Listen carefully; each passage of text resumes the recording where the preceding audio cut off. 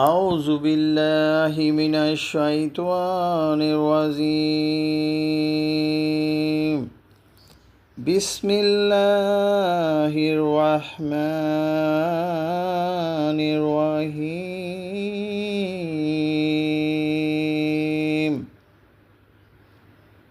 সূরা দাহর মাদানী আয়াত ৩১ রুকু ২ هل أتى على الإنسان حين من الدهر لم يكن شيئا مذكورا إنا خلقنا الإنسان من نطفة أمشاج نبتليه فجعلناه سميعا بصيرا إنا هديناه سبيلا إما شاكرا وإما كفورا إنا أعتدنا للكافرين سلاسل وأغلالا وسعيرا إن الأبرار يشربون من كأس كان مزاجها كافورا عينا يشرب بها عباد الله يفجرونها تفجيرا يوفون بالنجر ويخافون يوما كان شره مستطيرا ويطعمون الطعام على حبه مسكينا ويتيما وأسيرا إنما نطعمكم لوجه الله لا نريد منكم جزاء ولا شكورا إنا نخاف من ربنا يوما عبوسا قمطريرا فوقاهم الله شر ذلك اليوم ولقاهم نضرة وسرورا وجزاهم بما صبروا جنات وحريرا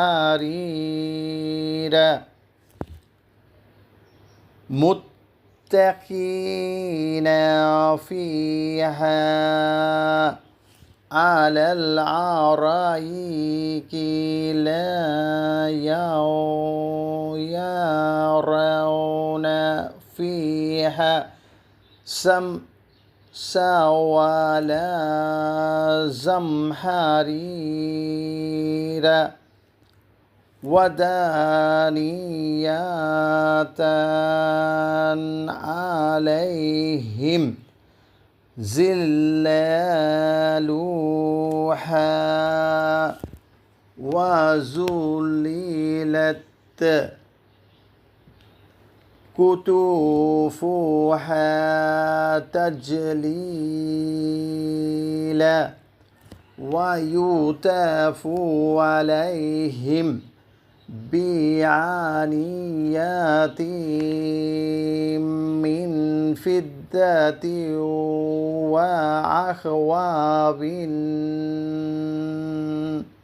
كانت قوارير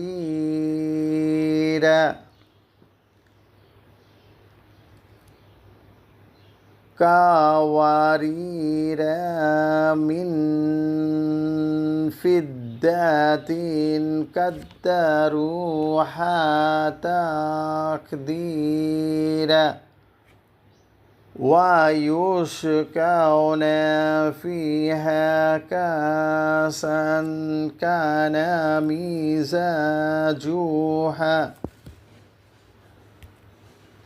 زنجبيلا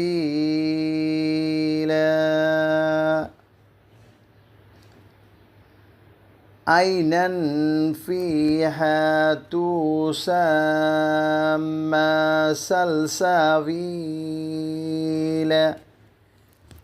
ويطوف عليهم ولدان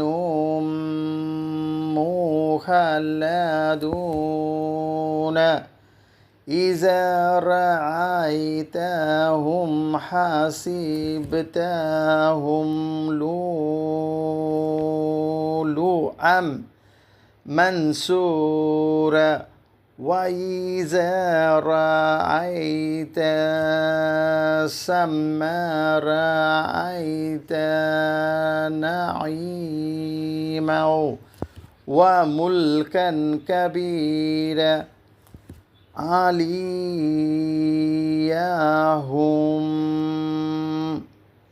ثياب سندس خضر واستبرق وحلوا أساوير من فضة وسقاهم ربهم شرابا طهورا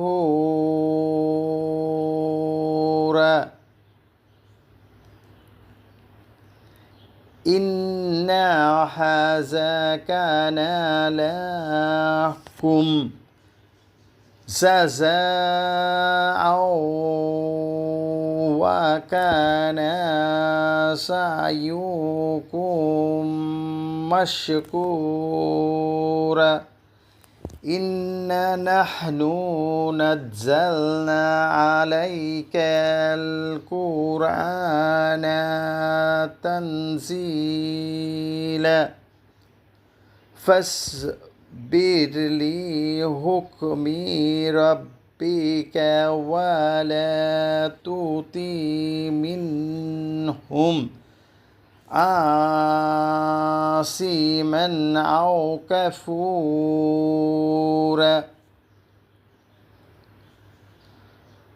واذكر اسم ربك بكرة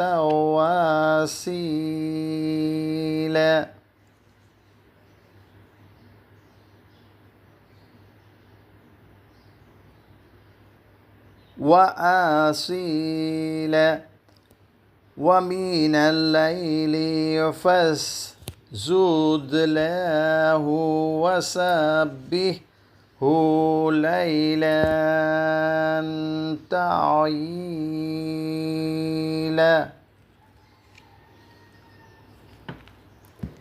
إن هؤلاء يحبون العاجلة ويذرون وراءهم يوما ثقيلا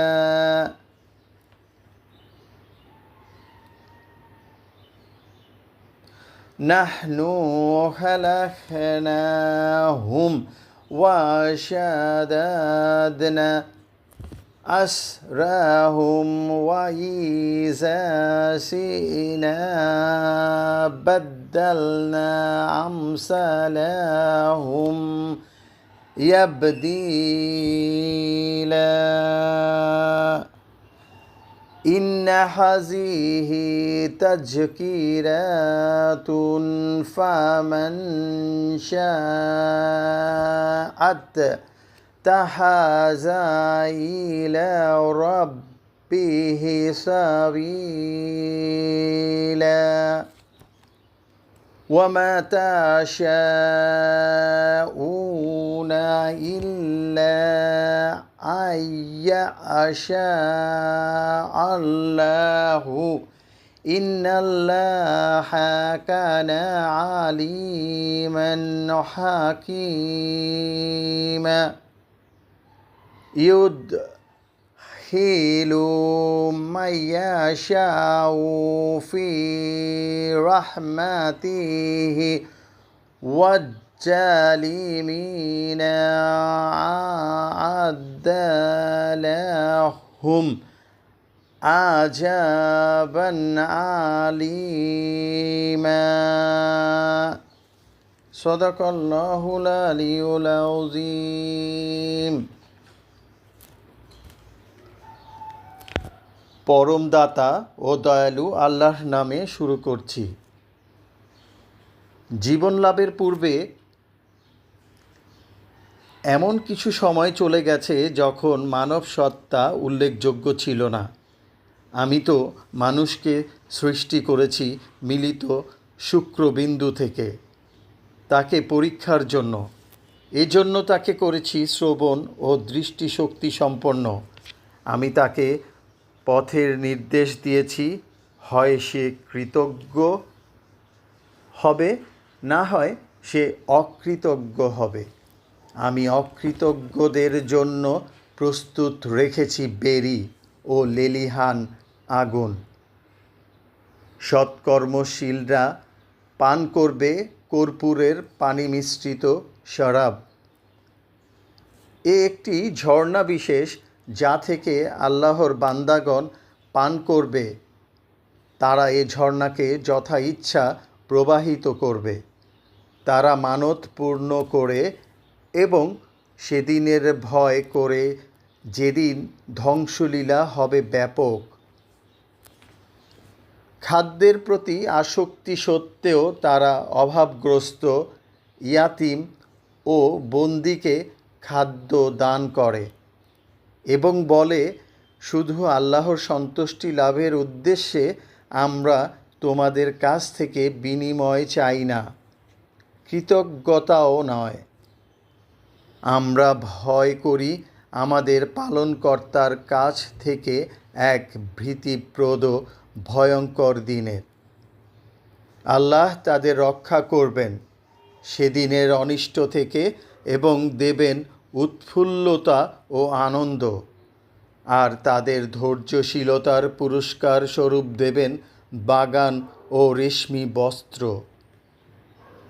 সেখানে তারা সুসজ্জিত আসনে সমাসীন হবে। তারা সেখানে অতিশয় গরম অথবা শীত বোধ করবে না। সন্নিহিত বৃক্ষ ছায়া তাদের ওপর থাকবে এবং তার ফলসমূহ সম্পূর্ণরূপে তাদের আয়ত্তাধীন করা হবে। পরিবেশন করা হবে রৌপ্য পাত্রে, স্ফটিকের মতো স্বচ্ছ পানপাত্রে। রজত শুভ্র স্ফটিক পাত্রে পরিবেশনকারীরা যথাযথ পরিমাণে তা পূর্ণ করবে। সেখানে পান করতে দেয়া হবে জানজাবিল এর পানি মিশ্রিত পানীয়। এ বেহেশতের সালসাবিল নামক এক ঝর্ণা। তাদের সেবায় নিয়োজিত থাকবে চিরকিশোরেরা। তাদের দেখে মনে হবে যেন বিক্ষিপ্ত মুক্তা। তুমি যখন সেখানে দেখতে পাবে ভোগবিলাসের জিনিস এবং বিশাল রাজ্য। তাদের আবরণ হবে সূক্ষ্ম সবুজ রেশম ও স্থূল রেশম। তারা অলঙ্কৃত হবে রৌপ্য নির্মিত অলঙ্কারে। তারা অলঙ্কৃত হবে রৌপ্য নির্মিত অলঙ্কারে। তাদের পালনকর্তা তাদের পান করাবেন বিশুদ্ধ পানীয়। বলা হবে, এটি তোমাদের পুরস্কার এবং কর্মের স্বীকৃতি। আমি পর্যায়ক্রমে তোমার প্রতি কুরআন নাজিল করেছি, সুতরাং ধৈর্যের সাথে তোমরা পালনকর্তার নির্দেশের প্রতীক্ষা করো এবং তাদের মধ্যে যে পাপিষ্ঠ অথবা কাফের তার আনুগত্য করো না। এবং সকাল সন্ধ্যায় তোমার পালনকর্তার নাম স্মরণ করো। রাত্রিতে তার প্রতি সিজদা বনত হও এবং রাত্রির দীর্ঘ সময় তার পবিত্রতা ও মহিমা ঘোষণা করো। কাফেররা দুনিয়ার জীবনকে ভালোবেসে এবং তারা পরবর্তী কঠিন দিনকে উপেক্ষা করে চলে। আমি তাদের সৃষ্টি করেছি এবং তাদের গঠন মজবুত করেছি। আমি যখন ইচ্ছা করব তাদের পরিবর্তে অন্য জাতিকে প্রতিষ্ঠিত করব। এ এক আইন, অতএব যার মন চায় সে তার পালনকর্তার পথ অবলম্বন করুক। আল্লাহর ইচ্ছা ছাড়া তোমাদের ইচ্ছা কার্যকর হবে না। নিশ্চয়ই আল্লাহ সর্বজ্ঞ প্রজ্ঞাময়। তিনি যাকে ইচ্ছা তার অনুগ্রহের অন্তর্ভুক্ত করেন, কিন্তু জালিমরা তাদের জন্য তো তিনিই প্রস্তুত রেখেছেন কঠিন শাস্তি।